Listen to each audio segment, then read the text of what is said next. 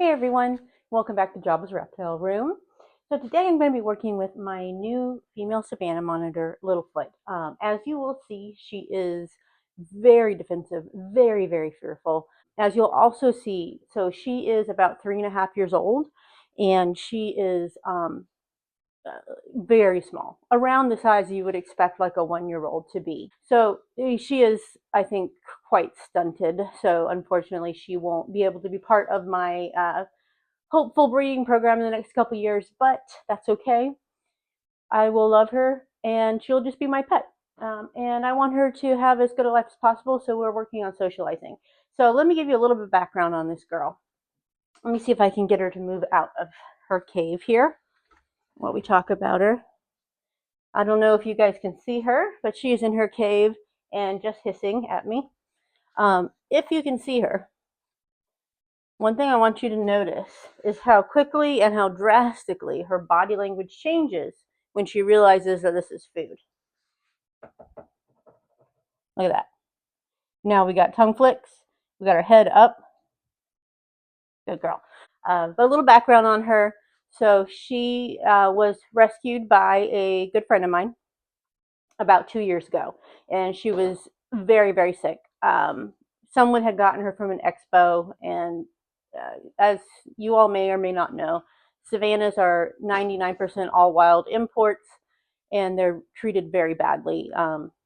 So someone bought her at a reptile show, and she was, shocked at how calm she was and stuff. Well, because she was very sick. She ended up calling the rescue that I help run, and my good buddy, who is also a foster in the rescue, ended up taking her in. And she had a litany of infections as well as a bunch of parasites, which it can be expected with wild caught, but she had such an overgrowth of parasites, including ticks and everything. So he had to forcibly grab her, wrap her in a towel, give her medication, give her injections practically daily for like 6 months. So understandably, she has a big fear of being like picked up or grabbed in a traditional way.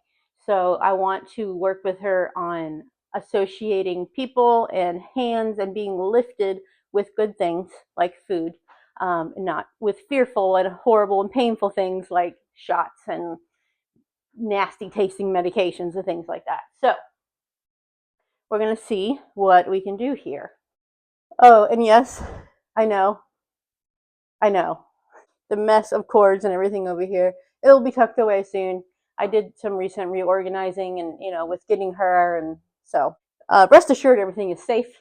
Everything is grounded. And we have electrical monitoring that we pay for to make sure that nothing's being overused and there's no risk of fire. So just in case, because I know someone's going to comment about this spider web of, National Lampoon's Christmas Vacation cords over here. All right, so let's get to Littlefoot. So this is going to be similar to my work with Quasi the Black Dragon. I'm going to get her to come on my arm, and I'm just going to try and hold her and feed her on my arm, and we'll see how she does. Just going to move this food over a little bit. Now, usually I'm feeding her from the other angle, so she may or may not cooperate today, and I may have to shift a bit, so just bear with me. I'm going to make my hand into a fist. I'm going to put my arm out like this. Again, fist is just to help protect my fingers if she does decide to bite. And fist is also going to be her signal for this is a hand, this is not food. Come on, baby. Come on. Come on, baby. Come on. Very good. Very good. All right. Let's see if we can get her to come out a little further. Come on. Come on, honey.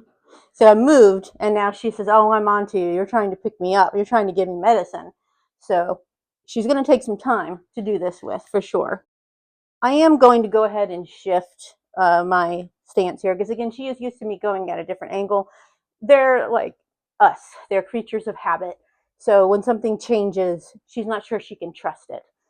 Eventually, we'll work past that, but right now, she's not at that point. So I'm going to shift you guys a little bit, too. Come here. I don't know if you can hear that, but she is hissing up a storm. Come here, baby.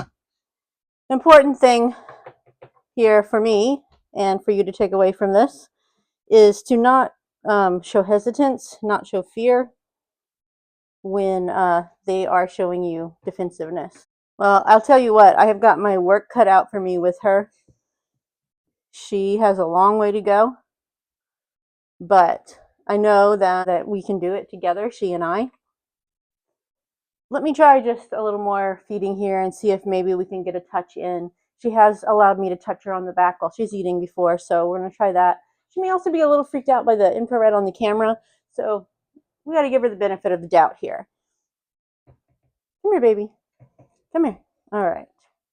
Now I'm going to pet while she eats. Firm touches. My hand is not food. It doesn't wriggle around on her back like a roach or a worm would. Come on back. Come on back. Come on. There we go. And then we're going to touch again. Firm. Very good. She actually handled that really well, even in the moment that she realized, oh, hey, I'm being touched and I'm not eating. She did okay. Good job. Good job. You dropped your roach. There it is. And as you can see, while she's eating, she's distracted. She doesn't care that I'm touching her.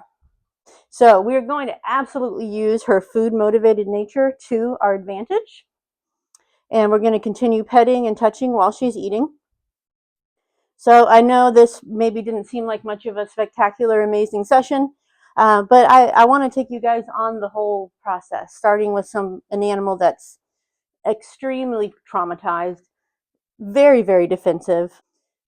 I want you guys to see the whole process from the beginning to the end. So believe it or not, just the fact that she is tongue feeding is huge. The fact that she's allowed me to pet her on the back is huge. The tiny little feet she did put on my hand is huge. All right, I'm going to grab her just a couple more worms or roaches, and I just want to end this on the best note possible, so you guys just give me a sec. All right. So, use the dog barking. I don't know if you guys heard that or not, but I just want to end this on a good note. So we are going to do some wormies and some touching. Let go of the tongs, hon. There we go. Her brain cell is on vacation today.